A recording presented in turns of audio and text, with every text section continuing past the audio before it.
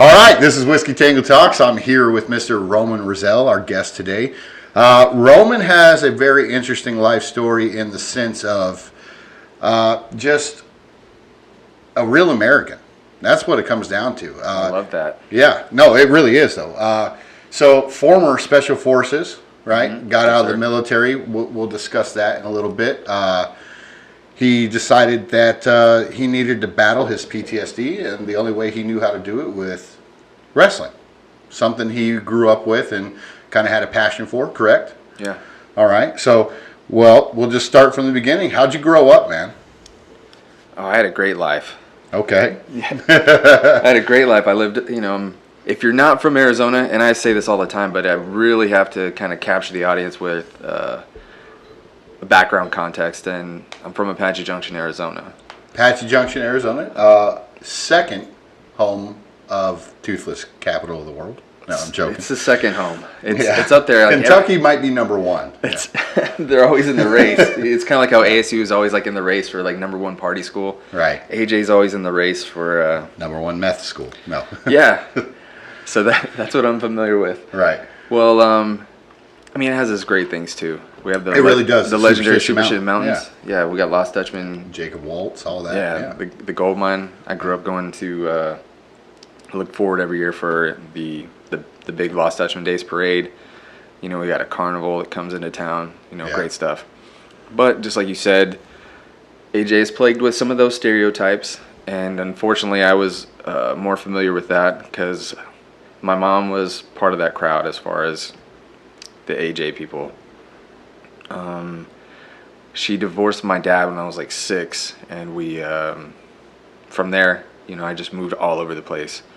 I basically lived in every house, trailer park, shanty in that city, and in Mesa, and in Phoenix, all over the place. So by the time I was 9, I'd already went to like 6, 7 different schools. And I always end up back at the same school. So I went to Superstition Mountain Elementary School. And so that was my life, and I was a obese fat kid. So in those days, like, that was not the cool thing, especially in AJ. Right. And that sucked because people already knew me for not having, more than like 3 outfits. And I was, I had zits, I had acne, like really bad. Kind of like when people start going through puberty and they get acne, like really bad. That happened to me like at 6. Like before I would go to the bus stop, my mom would just like pop zits and stuff like that. I hated it, but it was just bad, really bad. Huh. Luckily that went away later, but for being like the only kid in school, like no matter where you went, like elementary school kids were not used to seeing, a kid with zits. So right. that kind of made life pretty shitty for me. Right. And on top of that, definitely. Yeah, on top of that, like, what I was witnessed at home. So, yeah, my mom was an addict, but she got into a really bad toxic relationship. So she was, beat all the time in front of my sister. I have a sister who's 4 years younger than me.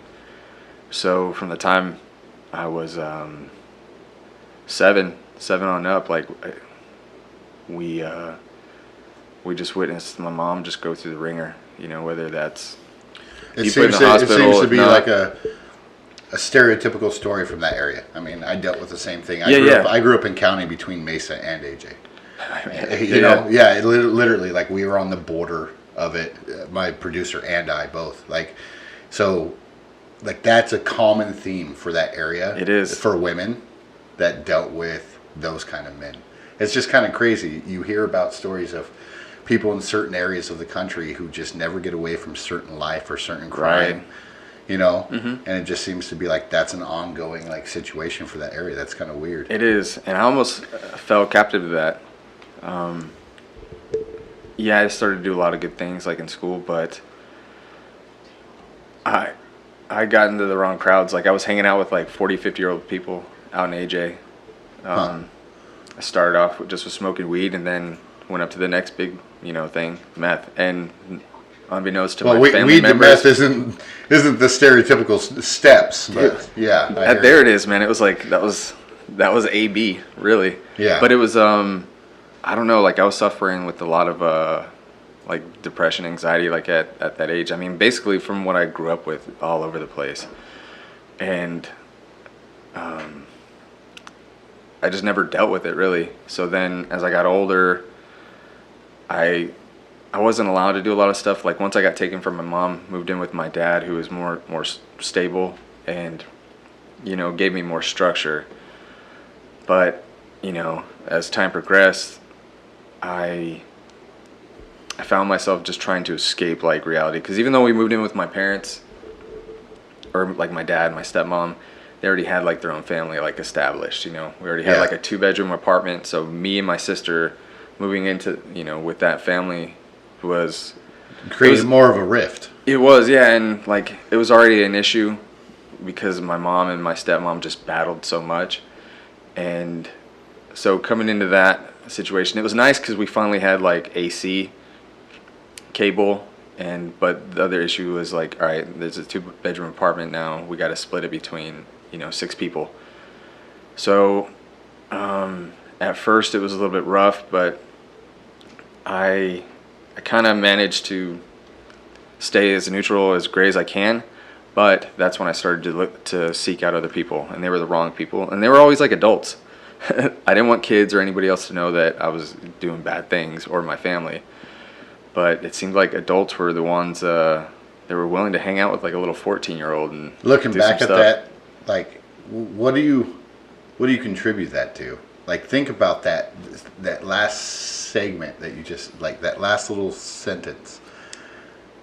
Older people hang out with a 14-year-old. Like what? Like looking back at that, like that just doesn't make any sense to me. Like I don't, you know what I mean? It's just so natural there, I guess. Yeah. Like it wasn't out of the ordinary because even when I was like 7, I knew like the middle schoolers already hanging out with other people. So basically I was just waiting for my time to graduate as in far as age to get to 14 to start hanging out with the older posse. Because, well, when you live in trailer parks or little duplex areas, like everybody is like family or whatever, so like the age gap really isn't that much of a stretch. Like, you know, you're out like, oh hey, Billy's out, you know, but Billy's like 30-something years old. Well, they say it takes a village to raise a child. Apparently it takes meth addicts to raise a 14-year-old in AJ. Yeah. So that's crazy. But I mean, that's my there's good places too, and there's good people. No, there really is. Yeah. I was just, I mean, bad situation, bad circumstances, out of my control. And that's usually what I talk about now is there's a lot of things you can't control. You can't control who your family is, you know, where you grow up for the most part. Right. Who your parents are. Yeah. I ran them up just like you when I was a kid. Single mother, raised 3 boys. At one point in time, she had 3 jobs. Wow. So it was literally the same thing. Like in county, between Mesa and Apache Junction where we lived, there was no curfew. So summer nights, Mom had to be out at work. If we were to sneak out the house out at 3 a.m, cops couldn't do nothing to us because there was no curfew laws.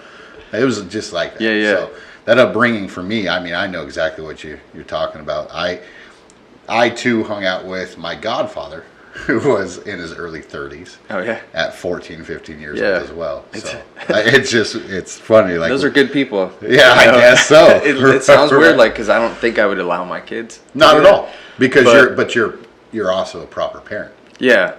So. And that's what it is. You're not dealing with that stigma of the stuff your mother dealt with, or you know. But so even if I can't control or choose those situations, you know, I can at least choose like my attitude and how I handle things. So if I did live in the park, you know, I would choose to make things better. You know, say my mom's knocked out from getting beat or a bad episode with drugs or whatever. Right. Well, that's a lot for a kid to handle, but, you know, what do you do with that? She ain't gonna wake up anytime soon, so do you just sit and wonder, worry, whatever? So I would go out and still just try to continue like the day as if any other kid would. Let me go ride bikes, let me just try to play, you know, baseball with the trailer park kids, or hang out with Billy, you know, 30-year-old Billy up the street. And that would kind of like help me kind of take my mind off of like what was really going on. Yeah. Well, let's fast forward to high school. How was high school for you? Well, high school, that's when I started to actually do like drugs with like Billy from up the street. Okay. Yeah. So finally, 14, 15 is that age range. So like I just started smoking weed. Okay. And it was, like I said, I was I was like a closet person. Like nobody knew I did it. Not my friends, not my girlfriends, not my parents. I would just the older crowd. I would just go. So how was that for you, like junior, senior year though? Like, were you still able to? Well, like I separated from them for a while because I started to have a lot of success with sports. Okay. So then I wasn't really hanging out with people. How on the old are you streets. now? 34. 34. Oh man. Okay. So there was a guy that played football with you. Did you play football? You played football, right? Yeah. Shane McCullen. Yeah, he played at AJ as well. Went to ASU, played football. Yeah. Shane McCullen, he was a safety. Was he? Yeah. Well, That's crazy. There's some good people that come out of there. No, there is. There's a lot of them. There really is. It's just like the stigma of the area. You either fall trapped to it and you work your way out, or you fall trapped to it and you never recover. Back. Yeah. And it wasn't like I got. Now, when I talk about these experiences about drugs, like I want to say like I was a social addict. Right.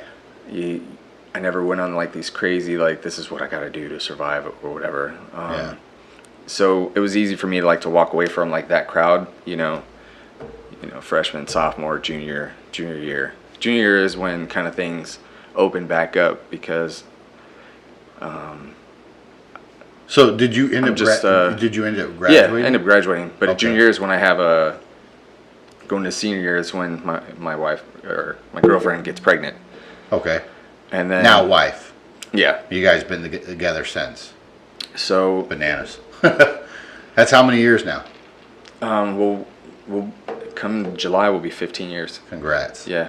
Yeah, that's hard. Yeah, that's next month. Yeah, that's hard to do, especially getting pregnant at an early age. Well, it was kind of like we had both the same upbringing for the most part, and I wasn't planning on that happening.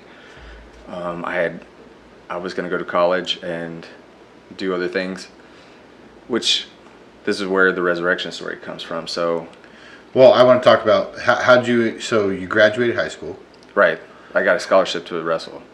Okay, to where? To Northwestern College in Iowa, Orange City, Iowa. And this was like, people was like, man, this guy, I'm becoming another stereotype. He gets somebody pregnant right away. He's a drug addict. We see him so much, so he's not even going to graduate high school. So this was like the ridicule I was having to deal with from a lot of people. And it wasn't until, that scholarship came through and my parents had to do the FAFSA forms and all that other stuff to where I was like resurrected and good in the eyes of the people again, if that makes sense. Yeah. Or that I even had to be good in the eyes of the people. But I had like a different... Like I was a Jesus freak, still am, but so people was like, oh, he thinks he's holier than thou type deal. And then when I get someone pregnant or admit that I had a drug problem, then they're like, all that shit was fake or whatever, not realizing that, I'm just like a normal person like anybody else. So doing drugs, you still were a fan of God. Oh, dude. Jesus. Yeah, I would do drugs and I would just read the Bible like crazy. That's like majority of my like theology and everything like comes from those times where I was like high as hell. That is different outtake on. Well, that was my thing. Like growing up in the trailer parks, like I went to church on Wednesdays, Thursdays because that was an escape for me. So like a bus or van would come pick us up and take me to like Awanas. It was a Awana program, and I would not just get to learn about like Jesus or whatever, but I got to hang out with kids I would never probably get to hang out with. I get to play games, sports, like it was fun. Like, so learning Jesus was like about fun. And I was around like other kids that had it pretty bad or gangster families, like, kids from like Southside Chandler or Mexican Mafia, stuff that you would be scared of, but they're like, everybody's like, hey man, cool, let's play dodgeball and just have fun like that. They're all going to church to get an escape as well. Yeah. You needed that collaboration, that friendship. Yeah, and the Bible's all about suffering anyway, so it's like, man, people have it really worse than we do. So it became more of a servanthood, like brotherhood. It's kind of like how vets will take care of vets. Yeah. That was kind of like how the church was for me at that age. Like the church, like not the church itself, but like the people were willing to help out, like if I needed or like knew things were wrong at home and stuff like that. Just like, hey, come over, we're gonna have dinner, we're gonna do this, hey, we're gonna take you to the movies. It was just like they kind of like adopted you in. So because of that, like that was like my hobby. I love watching pro wrestling and I love Bible study, stuff like that. When I got older and became like a drug addict, that was still like my hobbies. Would watch like comedy stuff, pro wrestling, and dude, I would just dive into the Bible because it just I would have more time to reflect and be like, dude, like I'm better than what I am right now. And I actually fought my own addiction just by reading the Bible and being high, just kind of just feeling not necessarily guilty, but knowing that I could be doing more and better. Different, yeah. Yeah, being a better person in society. That's definitely a different outlook.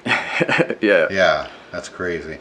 All right, so you had the scholarship. Yep. Did you end up going? What happened? Yeah, I did. So I went, and it was like a culture shock for me, because these people were like your stereotypical Christians, like 18-year-old kids still saving themselves for marriage. I wasn't used to that. Like I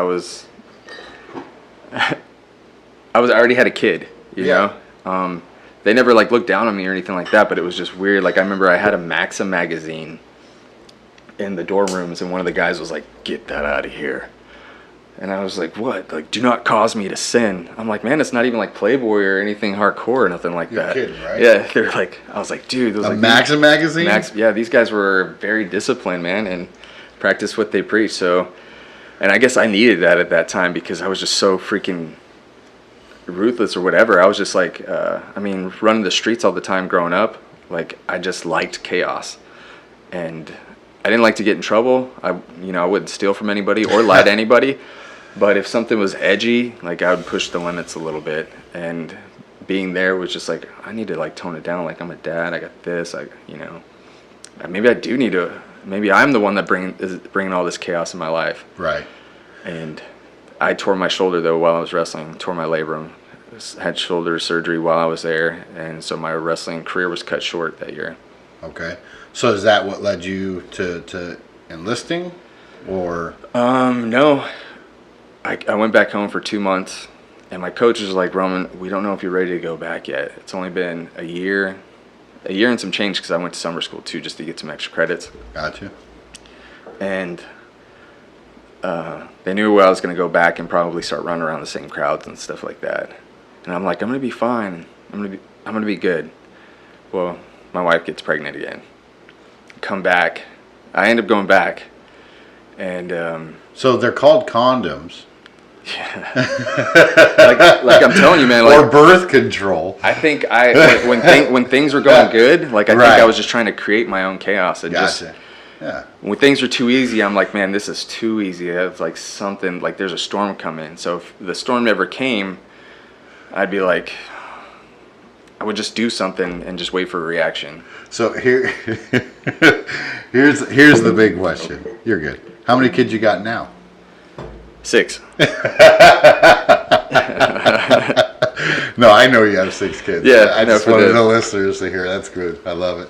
Well, bless it though, man. Yeah, I guess I always wanted a big family. Yeah, well, from growing up, and I wanted parents to stay together. So when my wife and I got together and stuff like that, we were just like, we're gonna do make it work, everything to make it work, because we didn't really know each other right off the bat. I mean, thinking about like now with my kids, how old they are, I'm like, man, just a year from now she'd be having a kid the same way like us. Like, how stupid were we? What were we thinking? But it's that's why we're over here laughing. Yeah. His oldest is 18 now, right? Well, she's real close to 18. Yeah. So I have been with my wife for now. This year will be 21 years. Whoa. Yeah. Mad props, dude. See, so good things come from AJ. You learn from growing up, and you end up like breaking the pattern. 21 years. That's like unheard of. Yeah, especially in our the neighborhood, the circles we grew up in, and the friends I know now. Is there's a couple that got some long relationships going on. Yeah, and I know them too. But I like hearing those good stories, because I mean, there's actually worse stories like in those like Scottsdale, Chandler areas that people put on pedestals and stuff like that. So I think that's probably why I bring up AJ a lot and stuff like that, because people are so used to a lot of the negatives, but there's a bad perception. That's all it is, because a lot of people don't know a lot of good shit that's going on down there. Right. Yeah, or the people that come out of there, or what we're doing now. Right. Well, so tore your shoulder, came back to Arizona. Yeah. Got your wife pregnant again. Yeah, went back to school. Went back to school in Illinois. Iowa. Yep. Okay, sorry. All right. So from there, from there, my wife was just getting tired of pretty much supporting me. So she was working at the restaurants down here in AJ, Gold Canyon, just, wherever, living with my parents or hers. And it just got too much. Like, she's like, man, you're going to have to step up or something. 2 kids. Yeah. She didn't really, she never threatened me. She never said those words. So if anybody thinks that. But, no. I mean, this is what I was feeling. But that's a strong woman to realize, hey, look, I can't do this on my own while you're trying to go to school. Yeah, and and the fact that she gave it a shot, I commend her. Yeah, no, totally. Yeah. But she was going to move back to Kentucky. It's funny, AJ in Kentucky, you're making that joke, really? So she is from Kentucky. Sorry. Yeah. There's an old joke, and I don't know why I'm about to tell this, but if the toothbrush was invented anywhere but Kentucky, it'd be called the teeth brush. So, anyway, sorry, go ahead. So, and I was just like, man, I didn't want her taken off with my kids or something like that. Because she was living with my parents or hers, like I just felt like that was, like she was gonna stay. I guess I was so used to my mom always leaving all the time when I was growing up, or always being taken from my dad. So I was just scared. I'm like, you're gonna leave with the kids? Like I just had that PTSD of like, no, don't leave me type deal. Please, yeah. Yeah, so then I was like, dude, I can't stick around in school. As much as I want to finish, I got to like start providing, give insurance, to my family, make it easier for my wife.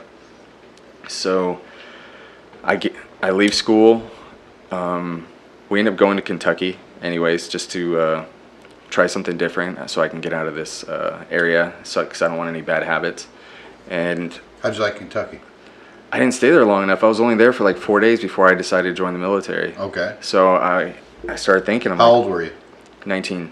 19. Okay. And I'm thinking, I'm like, what am I gonna do? Like, I'm used to just being a student and an athlete at that. I felt like I was too good to, work at, a convenience store, a gas station. Those are the type of jobs that a lot of people have up there. And not that those are bad or anything like that. I just felt for me like I was meant for more.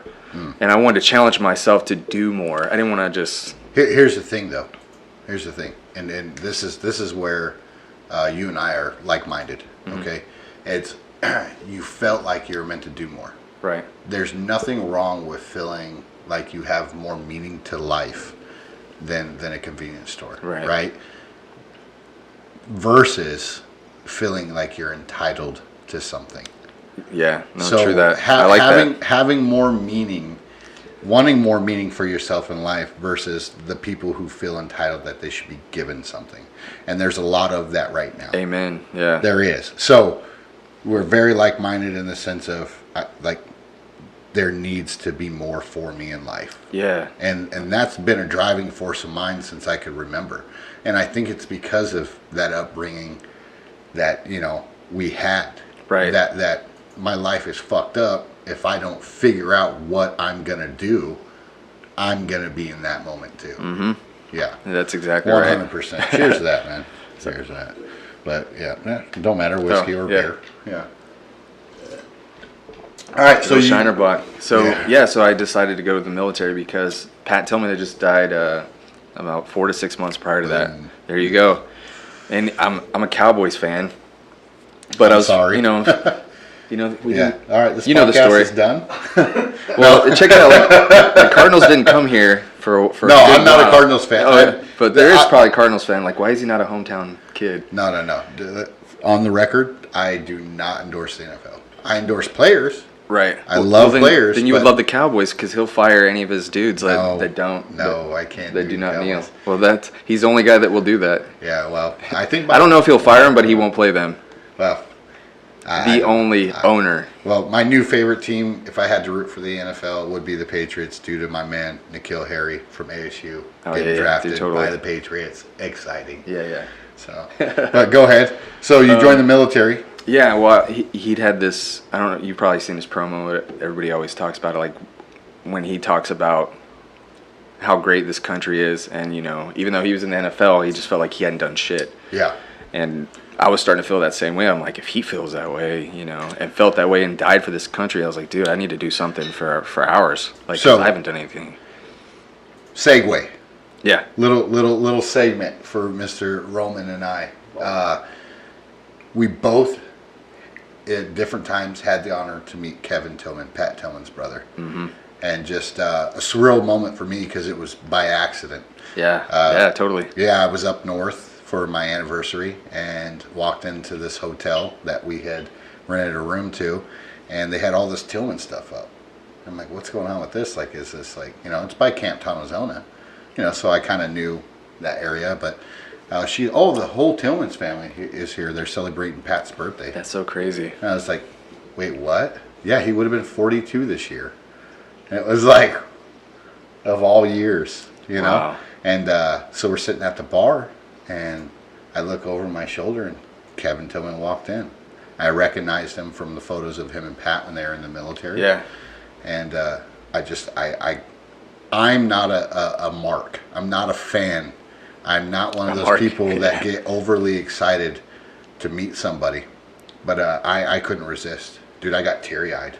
Yeah. I was shaking. I was like, not because it's Pat Tillman's brother, but because of what that family stood for when 9/11 happened. When Pat realized he wasn't doing enough with his life, and his brother just decided, fuck it, me too.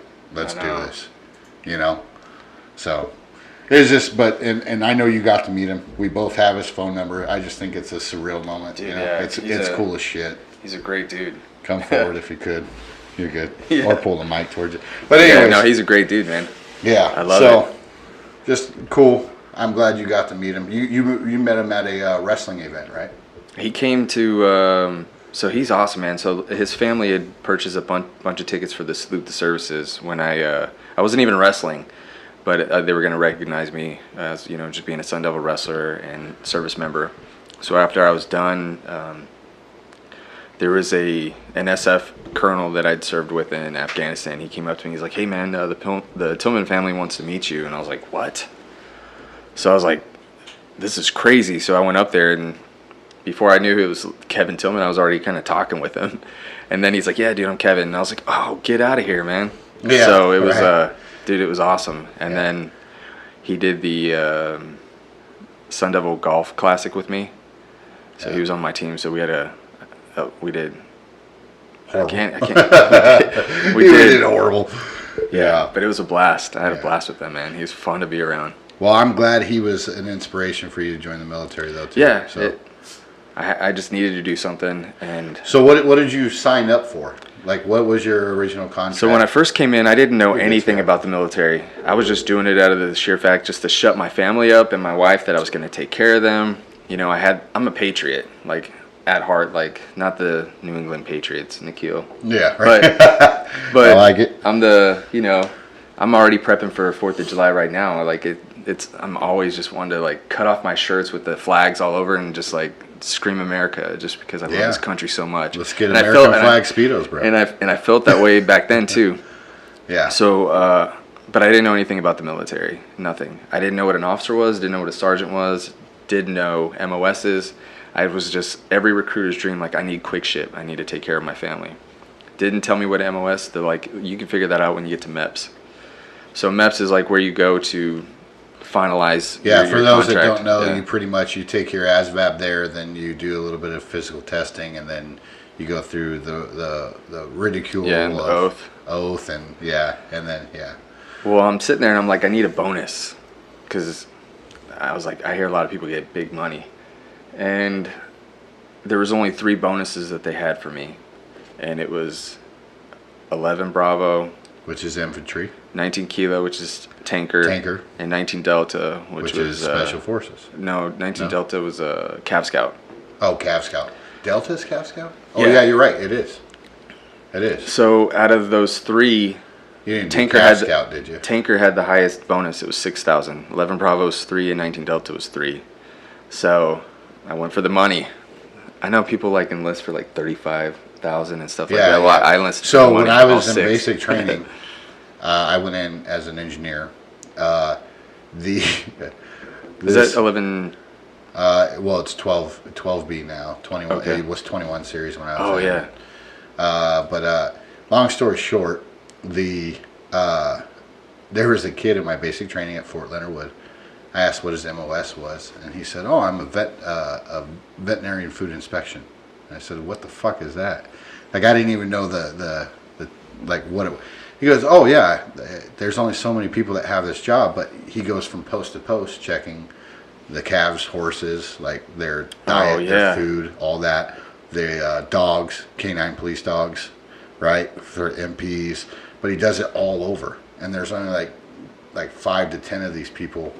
$48,000 signing bonus. Holy crap. I would have taken that at that time. Yeah, you could castrate me with both nuts if you wanted. I don't get, dude, $48,000. And at that time, it didn't even make a difference to me what the MOS was, because I thought everybody was like a... You're a soldier first. That's what I thought. Yeah, so I didn't know that there was like, human resource guy and all that other stuff. I was just like, okay, yeah, cool. So that's how I ended up being a 19 kilo, and I shipped out maybe like a week later. So I didn't get much time in Kentucky. Okay. And as soon as I graduated, it was called OSIT, one station unit training. So it was just one long. Yeah, OSIT. Yeah. It sucked. I had basic and then advanced individual training. Okay. AIT. So when I was done with that, I got stationed at Fort Hood. Yeah. I was going to say, moved the family to Fort Hood. What year were you in Fort Hood? 05, so March 05 to July 2010. We were there at the same time. Really? Yep. We were stationed at Fort Hood. I was first Cav division. Yeah. I was 69th Engineer Battalion. Oh. Little seahorse patch. Oh yeah, I did know that one. Yeah. Hated those fucking things. All right. So. Yeah, I ended up there. And I wanted to go Special Forces then because at the same time, like, I felt like I did good getting into the military, finishing basic, learning. By the way, Fort Hood, the most depressing fucking place on earth. Oh, man, I loved it, though. Well, are you serious? Yeah, man, I loved it. Dude, seriously, drank my life away there. Did you have, but I mean, I had a family already. Yeah, no. So it was like, not me. We were close to SeaWorld. It was free. My family was Jose Cuervo. Yeah, no. So that's why it was good. So for the family part, it was good. And the Johnny Walker. Have you ever heard of those two? No. Yeah. So it was good for the family. SeaWorld was free. They were always having like family fun nights, like bringing in people that would do concerts, and WWE would come there. I actually saw like Dirk Bentley there. Yeah. So it was stuff that I was not accustomed to, because growing up where I was at, couldn't afford to go to stuff like that or see like celebrities or concerts and stuff like that. So living on my own, making pretty good money, getting to do all that stuff, I was like, this is great, man. I had a nice house. Well, if you talk to my wife, we didn't. When I first went to Fort Hood, the first place I get us was a trailer in a trailer park right next to like what they call, I think, the Bunny Club. Where the only strip clubs are at. Like, I lived right across the street in the Blue Bonnet trailer park. I know. Yep. I mean, I was just penny pincher. I don't know. I didn't seem. It didn't glitter on my face one night. It didn't seem. It didn't seem out of formation the next morning. When we think about it, and I drive past it and stuff now, I'm like, man, I had 2 kids and we didn't have electricity, so like, I didn't have any money. We didn't have nothing. We started off at zero. So what's funny is people don't realize the military doesn't pay shit. No, and especially when I'm trying to start a family. Yeah. So I went there, and there was nothing in our budget. But the manager of the trailer park, you couldn't get on-post housing? I was on the waiting list. Damn. Oh man, you're good. And so that was an issue. But he had a trailer that he was gonna rent to us pretty cheap, and he had furniture for us. Like he gave us a bunch of furniture, and until we can get money to get like electricity and stuff, he ran an extension cord for us. Because my wife had just had a baby too, so it had cockroaches and all that other stuff. But again, I wasn't not accustomed to that stuff. But from there, then we upgraded, ended up getting a nice apartment, then getting on post housing, and the housing was just phenomenal. I was just like, holy crap. I was actually surprised at how well the housing on Fort Hood is. So it was so we didn't start off that way. Like it was rough, but once we got that nice house, it seemed like we'd made it, Yeah. Trust me, I know that. Yeah. Proud of that. So it felt great. Yeah, I was like, man, this is good, man. This is great. Life's good. So how'd you end up SF? So I couldn't go SF right away because I was still a private, and you had to be an E4. E4 specialist. Yep. And then you had to have a GT score of 110 or above. I had an 89. So I couldn't do that. So, and I had to wait till I had at least 18 months in service.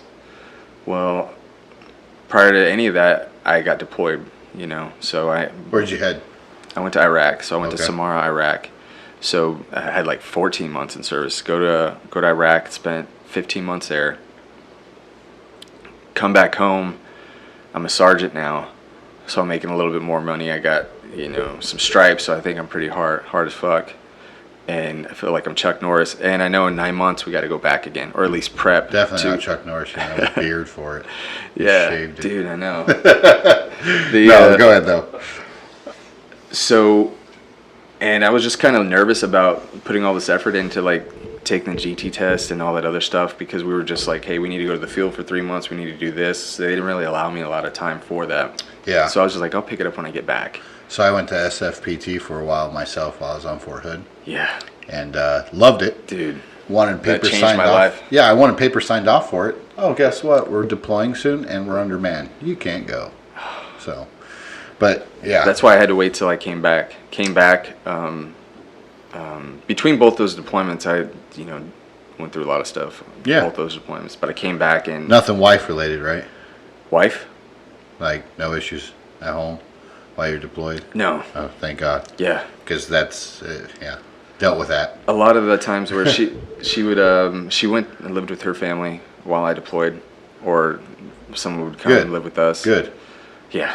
No, that's a plus. And my brother has this awesome fucking thing that he does before he deploys. He knocks his wife up. He's like, oh, I'm getting deployed. Here's a baby. You know what? That's funny, because I think during my 2 deployments, my wife was pregnant. Yeah. Yeah. So, congrats. But I came home and I was like, I needed to pull the trigger on this. So I went to the fast class, got my GT score up, and went to selection. Like, all this happened a month, like right after I got back from my second deployment. And I went to selection a month after, and then ended up going to the Q course 2 months later. Okay. So, how'd you do at SF school? The selection part? Yes. Dude, it was a wake up call. However, though, that the PT program you're talking about, yes, had I not done that, I wouldn't have made it, because I didn't know what to expect. The movie hadn't come out. The 2 Weeks in Hell, I think is what it's called. I don't watch a lot of military movies. It's like the Discovery Channel did like a documentary. Oh, you know what? I did see it. Like people puking, picking it up, putting it in their pocket. Yeah. Yeah. So, dude, they just smoked the hell out of me the whole time I was at Fort Hood prior to that. That by the time I got there, everything didn't seem as bad or seem as hard. Yeah. So which is bad though in that sense too, because then they want to smoke you even worse. Yeah. Because you're not breaking when they think you're gonna break. Yeah. Yeah. But it helped me kind of stand out, and I got selected with. Dude, it was they're right when they say like only a few win the Green Beret. Like, I know this was just selection, but we started off with like 300 and end up going down to like 80, and only 60 get selected, and the others are like non-selects. Yeah. And then I came back and ran the PT program. Yeah, hang on, my producer's pissing me off. Take your shoes off is what he's saying. No, that's the truth though. Like getting selected, people don't realize what it is. Yeah. Like that shit is grueling. I think that was the hardest for me. Dude, I think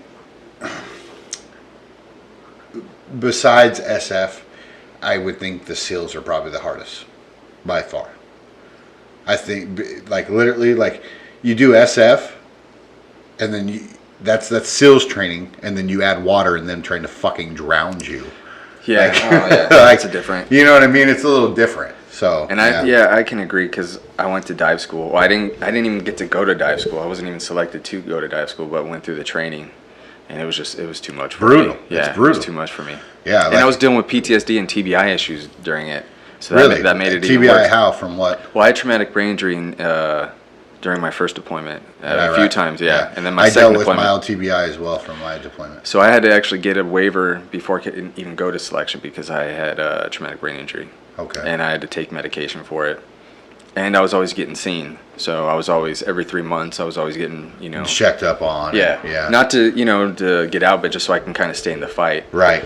And then when I wanted to go to SF, I had to, you know, take the necessary like steps to like for the paperwork for the doctors. Like, yeah, you can do this. I'm not one to get into politics so much, but the one thing I will fucking say is it's a damn shame when Obama was in office, because people like myself who wanted to be career didn't get the chance. That's crazy. Because anybody and everybody that had an injury, they just try to push out. Really? Oh yeah, I didn't even ask to leave. Wow. They were like, "Oh, you're being med boarded. Well, how do I fight that?" Oh no, we're med boarding. Wait, what?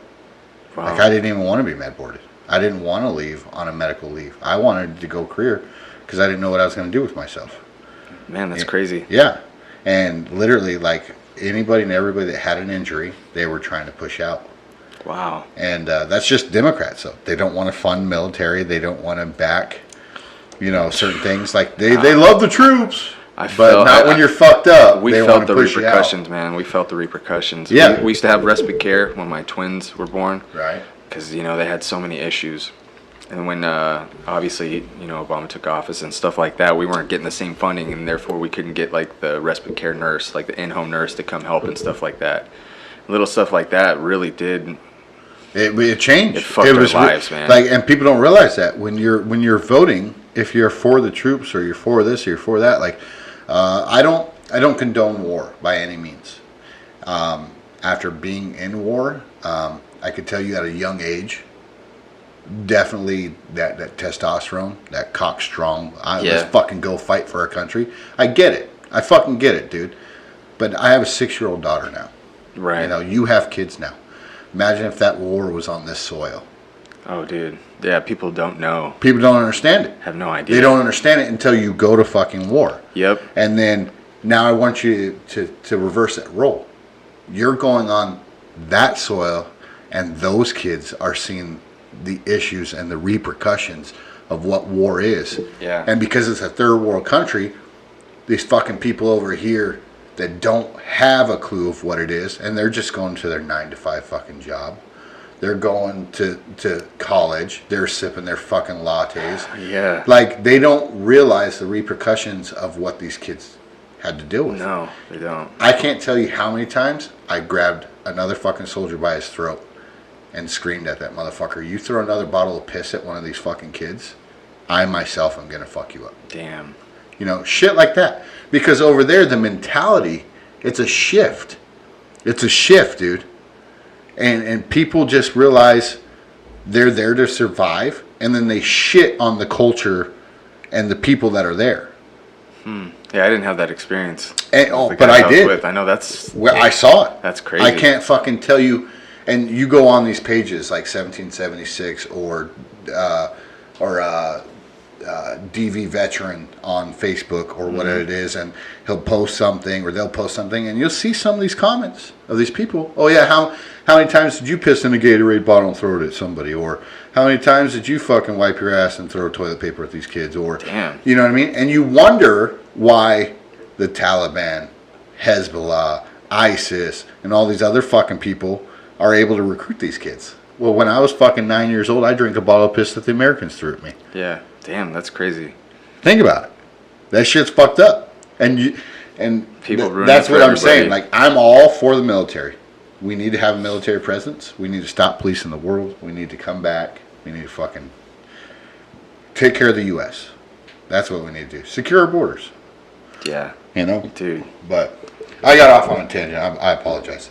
No, but so how so that's what like developed the monster in me was over there just trying to survive. It really fucking does. I was cock strong, and people, you know, here I am on a convoy. There's a V-bid, you know, now. Mm-hmm. Now I gotta be on cleaning detail, scraping up like the guys that I was just eating chow with, you know, yesterday and stuff like that. And meanwhile, I'm thinking all these guys are back in America, doing the stanky leg, doing whatever, thinking life is great, and here I am like seeing ACUs burnt, melted. Can I ask you a question though? Yeah. For what? Seriously, stop and think about that for a second. For what? Well, you don't know, do you? We were doing a lot of pretty good things over there. And I don't disagree. Yeah. Like, we were building roads to help rebuild schools that the Taliban burnt down in Afghanistan to help educate these kids. Yeah. Right? But when you look at the overall view of it, it's like, I can't really tell you a positive aspect of why we were there. It literally felt like we were policing the world. Yeah.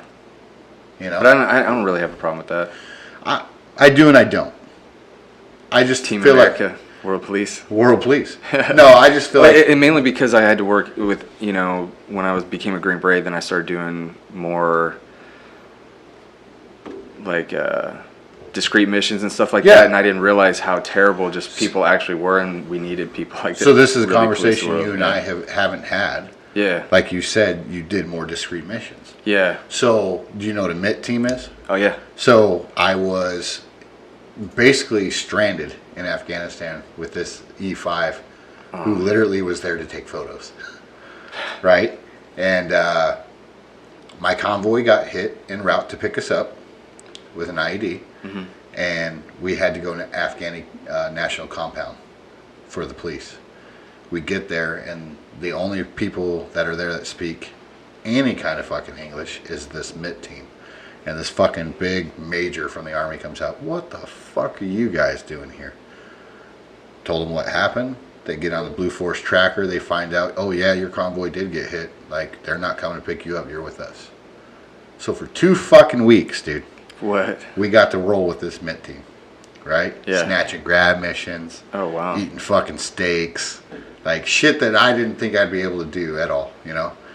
And it's just surreal. It's one of those moments where I felt like this was the kind of shit I signed up for. Yeah.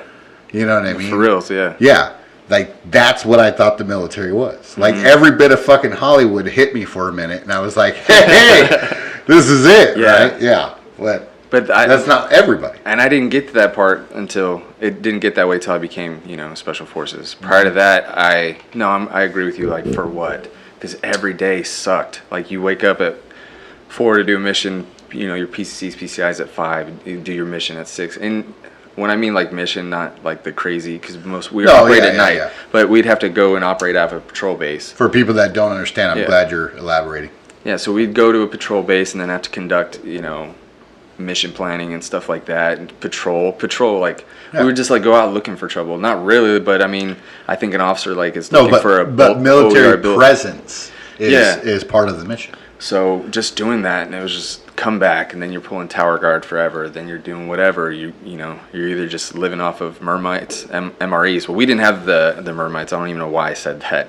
I remember we had, like, the little, we had MREs where the cheese looked like peanut butter. Yeah. And we had, like, these cans. We got spoiled when they finally gave us, like, these little, I don't know, it had, like, an Allen wrench, and you just pop the, like, 2 little holes, and it would heat up, and it was, like, beanies and weenies.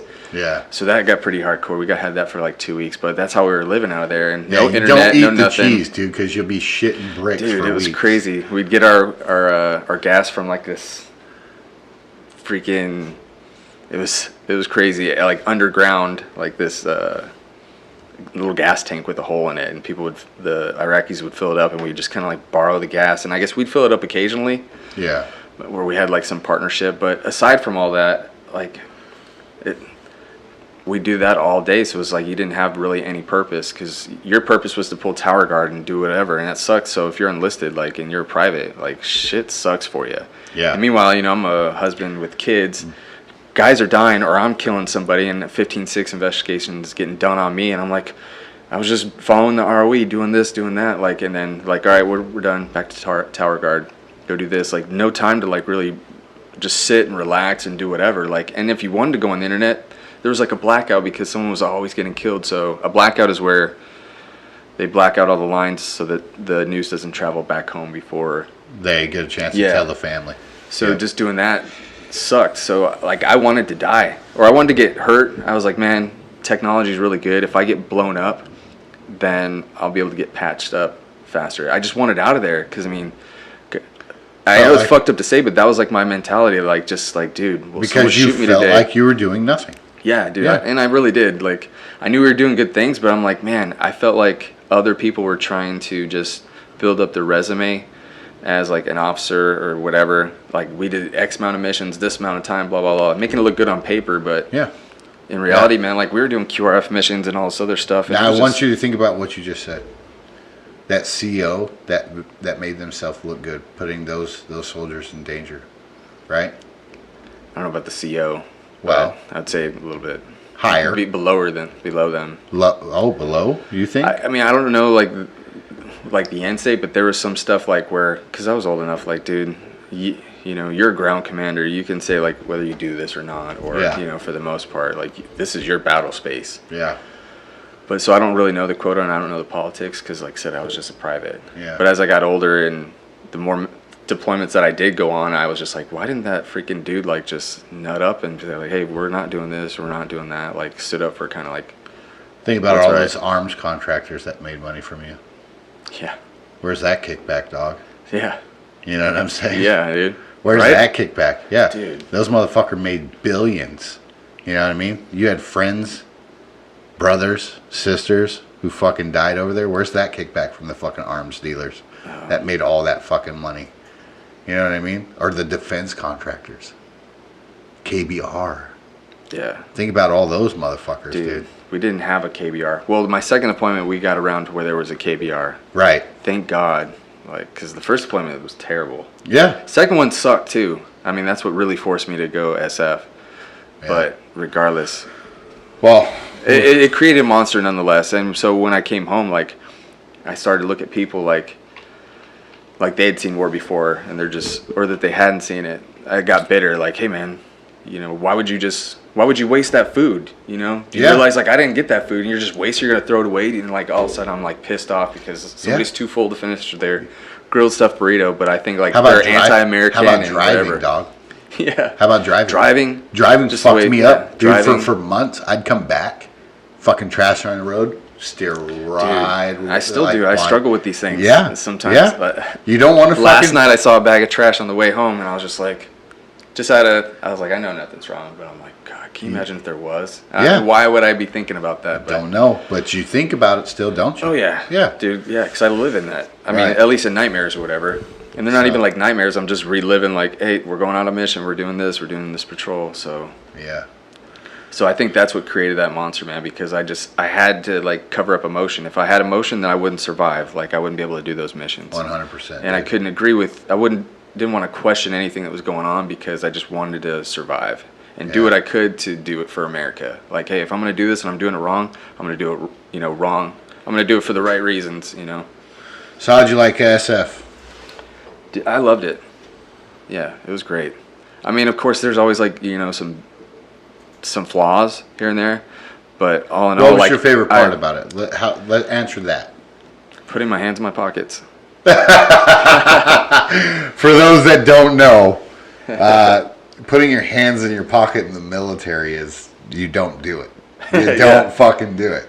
So I guess when you're SF, you can put your fucking hands in your pockets. I mean, in Garrison, dude, that was a great fucking answer. Thank you for that. It was one of those. That made my night. In Garrison, you can't do it. Like, you still have to look pretty, you know, when command's around. But for the most part, they're like, you know, train as you fight. And dude, if it's really cold as fuck and you don't have gloves or anything like that, or nobody else does, like, put your hands in your pockets really quick, warm them up, because you got a better trigger shot when your hands are warm, stuff like that. Or you can pull a wrench better, you know, if you're. So they work smarter like that. And you know, I could wear like a whoopee if I wanted to. You can wear a parka. Like in the regular army, like if one guy doesn't have a parka, nobody's wearing one. Doesn't matter how like it's dress cold. Right dress. Yeah, so that's what I enjoyed about it, because I'd be freezing, but another guy wouldn't be. You know, because I'm from Arizona, so anything is like freaking cold to me, like wherever I'm at. See, what's weird is I'm born and raised here, and anything over 85, and I fucking hate life. Like I love the cold, dude. Oh man, I hate it.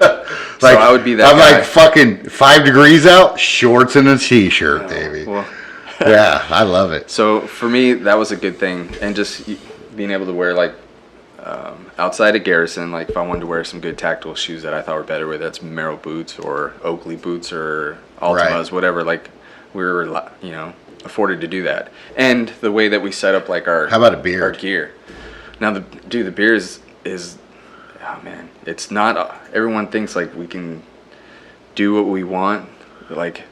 You have sergeant majors and stuff that will come out and check, like, certain people aren't allowed to have beards. Oh. Like, if you're, like, at a regional training center training other whatever, they want you looking like this. Gotcha. If you're just really out of reach and you're living kind of like rogue, then they'll allow it, but it's like within regulation. Like, so sometimes I see pictures where guys just look totally like, holy hell. I had a buddy. I don't know how they get away with that stuff. And well, this is what's crazy is I had a friend passed away in Afghanistan, fratricide. Oh God. Yeah, yeah. We won't get into that, but the guy that had been with him in a prior deployment that had left my platoon went PSYOPs, and during his funeral, he was in Afghanistan. Happened to hear about it somehow. PSYOPs, go figure. I don't fucking know. I heard about it. Was he the one with the beard? Showed up in a fucking helicopter.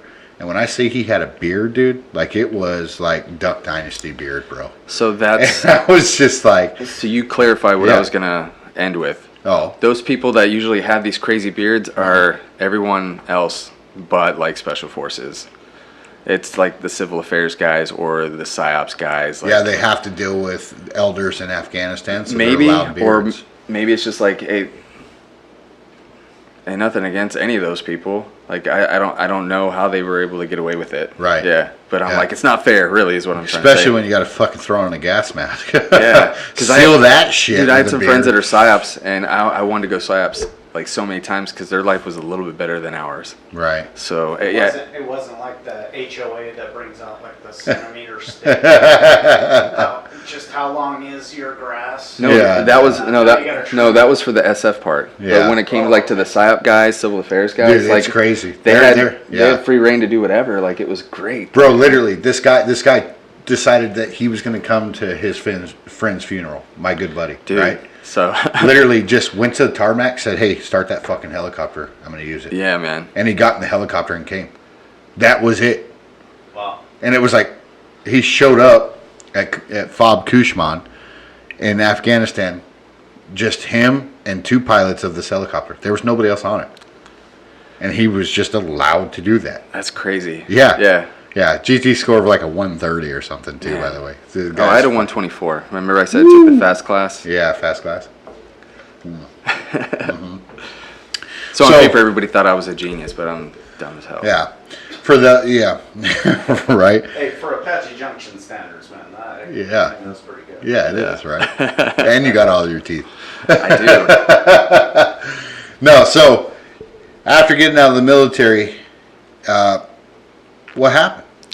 Well, I was going to be a lifer. That was like my thing. Okay. But I never really dealt with any PTSD issues, so I didn't really even realize I had PTSD issues till like maybe 3 years ago. Mm-hmm. Really, I just had felt like maybe the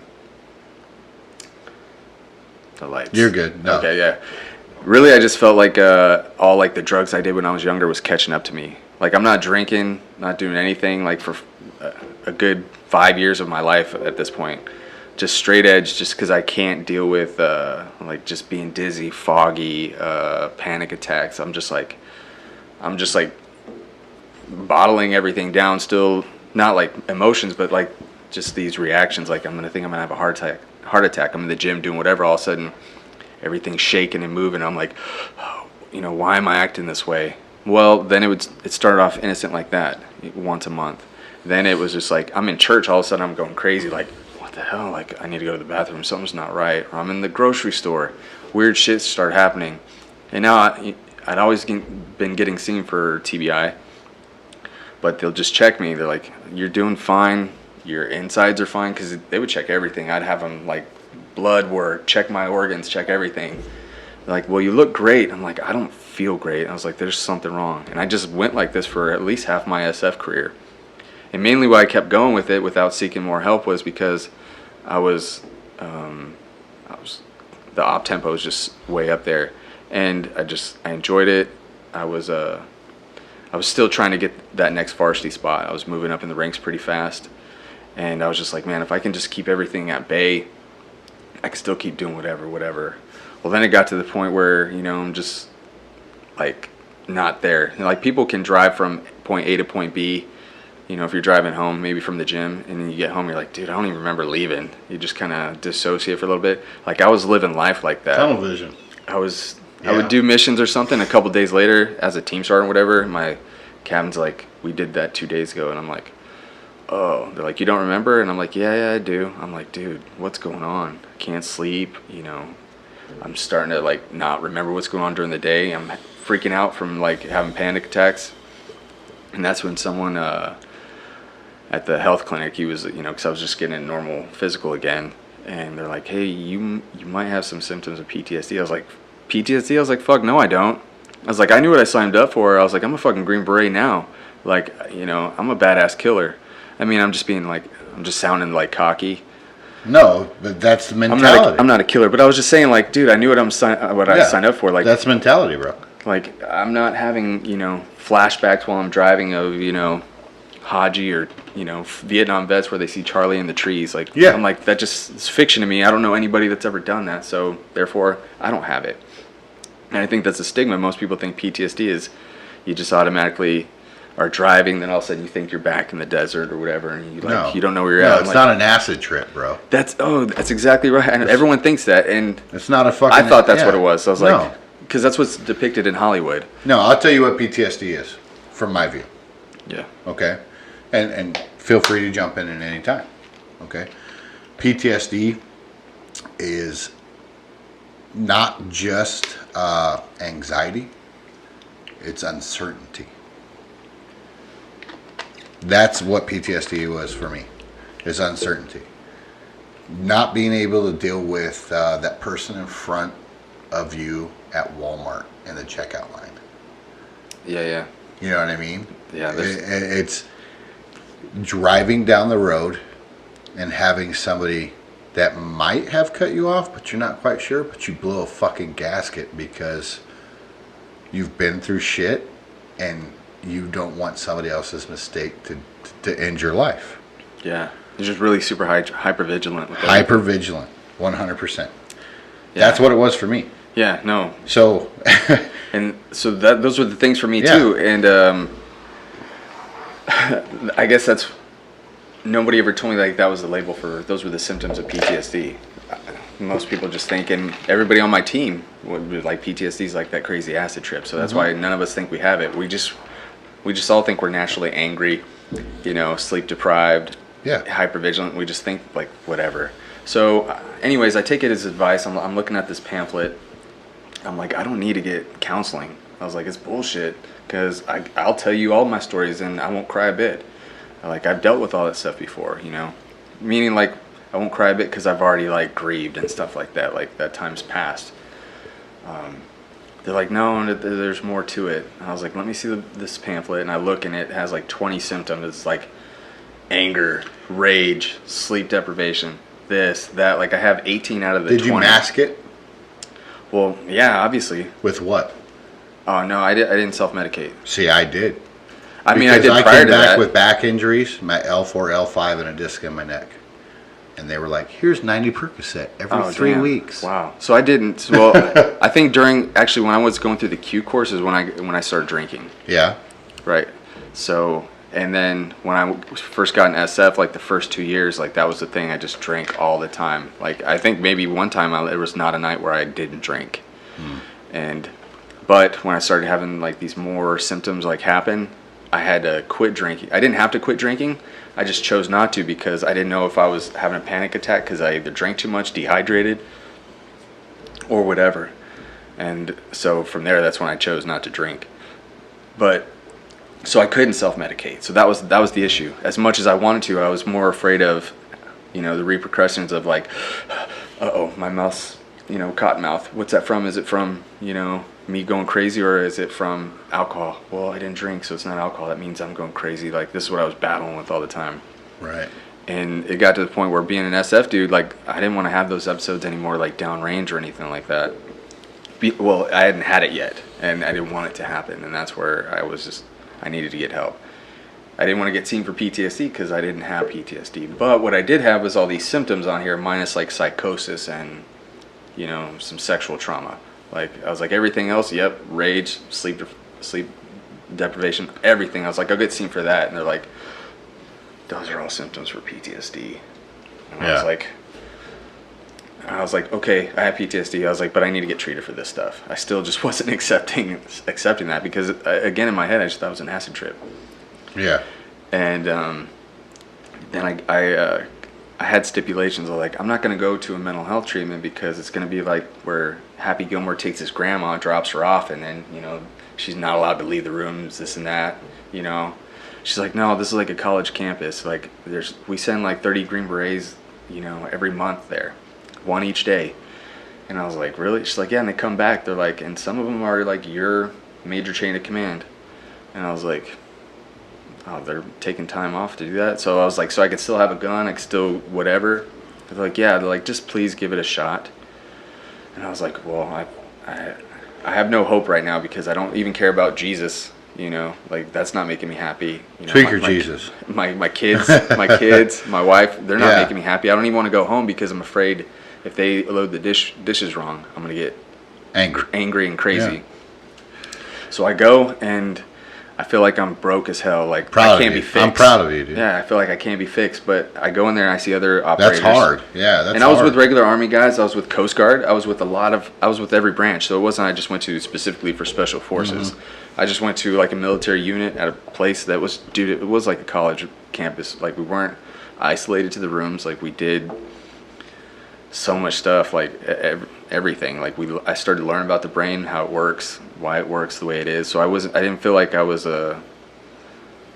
like one, you know, in a million, you know, that everybody else was like kind of going through this, and guys that were worse off than me, were doing great. So when I got there, I saw guys on their way out and just happy as hell, like, yeah, I'm going to this, or, you know, this has happened, my wife had left me, she did this, she did that, but dude, life's great, you know, I'm gonna get back to the team, we're gonna do this, like, ready to go back. I'm like, dude, what are you on? Oh, no, I'm not doing anything, man. I just got some sleep, and I have some, you know, ways to manage stuff. I was like, he'd been there for like 6 weeks, and I was like, whatever. I was like, that's just one guy. But I kept seeing, like, the longer I was there, the more people that were like disgruntled and crazy were all like, they were able to rest and refit and get back and go back to their teams and, you know, go down range.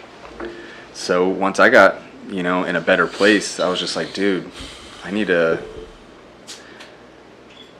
my kids are, you know, my oldest at the time was like 14 or something like that. I was like, dude, and I really haven't spent much time with any of them. And I was like, really? I'm like, my wife had told me out of like 12 months, I was home maybe 3 months sporadically throughout the year. And I just kept that up going because I was comfortable with it. And you made pretty good money the more you were deployed. So, but I realized, I was like, dude, I don't even know my kids really. Like, I have a bunch of kids, but I spend more time like with other people's kids in other countries or whatever. And who are they? And, you know, and I realized how bad it was affecting them. So I was like, once I got better, I was like, I thought I wasn't going to get better. I was like, and now I was seeing things different. I was like, dude, I know so many people right now who feel like how I felt and won't go get help because they think that they're not going to get promoted or whatever. But I can tell you that's not the case, because actually I put in my warrant officer packet. My brother just received his third dot. And I was about to go to the warrant officer course even when I got back, but I just decided to get out instead. Like, I decided to end up like getting a med board because I wanted to continue treatment. And just do something different. I was like, I need my education. I was like, but I can't be in this environment anymore because can't focus. Yeah, I just really couldn't, man. It just got to a point where, that was just a different person. And that's when I decided to transition. And this is where the unit was great for me, man. They set everything up so I can get out on my own terms, and they gave me like 6 months to transition. Like, so they let me. I already had an associate's degree, so in Florida you can be like a substitute teacher. So I became a substitute teacher, you know, at elementary school, middle school, high school, and then I ended up becoming like the head wrestling coach at the high school because they didn't have a coach. Yeah. And then that's where I like started getting that love for wrestling again. And while I was waiting to retire for everything to kind of get done, that's what I did. I just coached wrestling and then was applying for schools. I wanted to go back to Iowa where I went because it was NAIA, which means you can be any age to wrestle. Yeah. And I was like, I can live that dream again, that boyhood dream of wrestling. My wife's like, I ain't going to Iowa. Yeah, like, I don't blame her. Like, especially to a city of 3,000. Like, I'm not going to know anybody, and it's too cold. Actually, you would know everybody by the end of the week. Yeah. Right. So I was like, well, screw it. I was like, well, then I need to go where I know, like, I got family, and so my family's from here. And just disclaimer, man, like, my parents are not the same as they were, from like the beginning of the story. My mom, she went to rehab when I was 18. She's doing great. Had the same job ever since. Doing great. My dad's always worked, never really like an issue. There was just a lot of animosity just between like my mom just being tugged around, but that was like years ago. So I moved back here because I need to need to be in the heat. And of course I finally got the opportunity to go to ASU, and that's how I ended up at ASU. Go Devils. So yeah, man.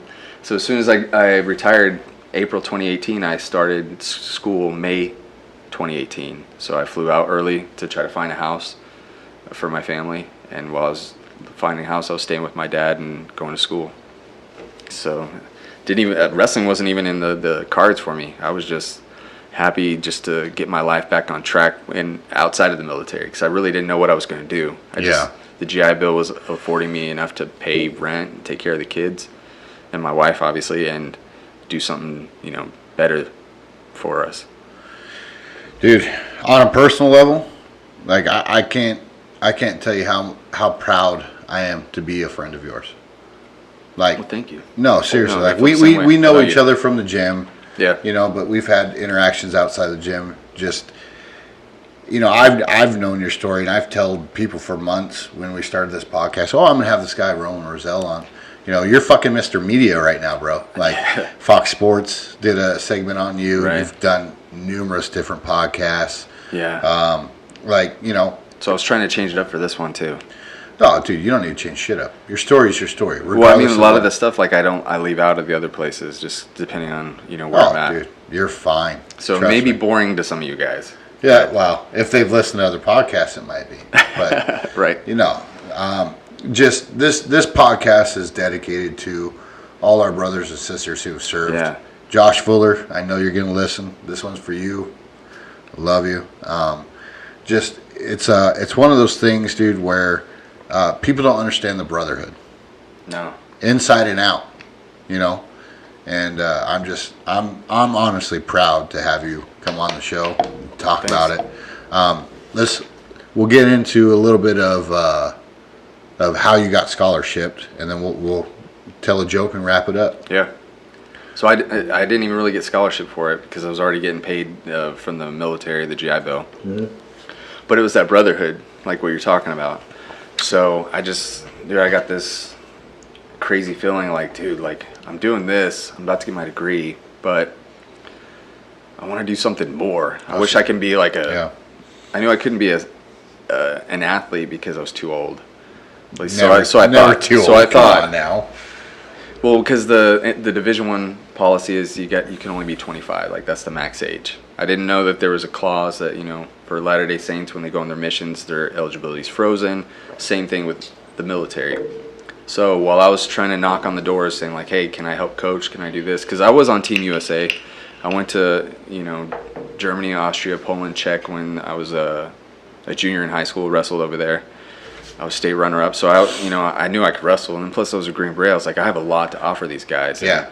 And even though I never went to a D1 school prior, I don't have the resume as my coaches. I was like, I could still, I have something to offer these guys. And the athletic director felt the same too, and he interviewed me with the coach, or got the coaches to interview me, because he knew me, because he'd been seeing me for the past couple of days, just sitting, knocking, waiting. What are you here for? I'm here to see the coaches. Well, what do you want to do? I just want to be part of the ASU program. I was like, I'll take out the trash, mop the mats, whatever. Like, I'll run media. I was like, I love, I was a Sun Devil. I want to be part of it. I want to be more than just the fan, because I've been a fan my whole life. Yeah. So I was ready to put me in coach. I don't care what it is. Like, put me on the water polo team, like something. And but they're like, no, we want you wrestling. And the coaches they loved the story too, but they're like, man, sure you can manage this stuff? I mean, most 30-year-olds, retire. I retired when I was 31, and then I was like, yeah, no, I never had this opportunity ever. I was like, so I'm not going to throw it away now. They're like, well, what about your family? I'm like, I've been with my wife for a very long time, like, we got this down. We got the system. But you live like 2 hours away. I was like, oh, I got to beat traffic to get here, whatever. I'm like, I'm going to be out here anyways for student teaching. I'm like, I got this covered. And yeah, I just lived the lifestyle, just did what I could. And they gave me the tryout. They went through a lot of paperwork just getting me on the team. And so the coach is like, hats off to them, because I don't know any other university that would put this much effort into someone who's not going to be like their national champion or whatever. Or maybe I could, I don't know. But for when I first came there, a 33-year-old dude coming to wrestle for them, it just sounded absurd, even for me. Yeah. But it was my coach's idea that was like, why don't you just walk on instead of coaching? Because we already have 4 coaches. So it was their idea. So it was, dude, it just sounded absurd. Like, but I mean, I was like, yeah, dude, I'm all about it, because like I told you, I love like taking risks in that chaos just to see if I can prove people wrong and myself wrong, and just challenge myself to become more than what I am. And that's how I ended up on the team. And really, I built such a brotherhood, not with the coaches, but with the actual wrestlers, that dude, half of them didn't even know I was as old as I was. Even though I had a wife and kids, they're just like, yeah, but you're from AJ. Like, we just... I'm like, you didn't know I was 34 until like the story came out. They're like, you were a Green Beret? You're 34? I was like, dude, we've been hanging out for a good minute now. How'd you not know? Well, we knew you were old, but we just didn't put it together. That's funny. But that's why I was put, or even why I still do, like, wake up to put myself through like torture, especially at my age. Not that I can't do it, but the recovery is so much harder. Like, I'm in Epsom salt baths all the time. I got a chiropractic membership. Those are ice things. Baths. But I mean, I like that brotherhood, and just going through the suck with people, embrace the suck. So yeah, I just like, I like that, man. I know exactly what you're talking about. And so that's how I ended up with them. I love it, dude. It was a long process. I do. I love it. I love the whole story. I don't care that you might have told it 9,000 times everywhere else. Yeah. This is Whiskey Tango Talks, man. Yeah. We're family. Anybody that comes in this house is family.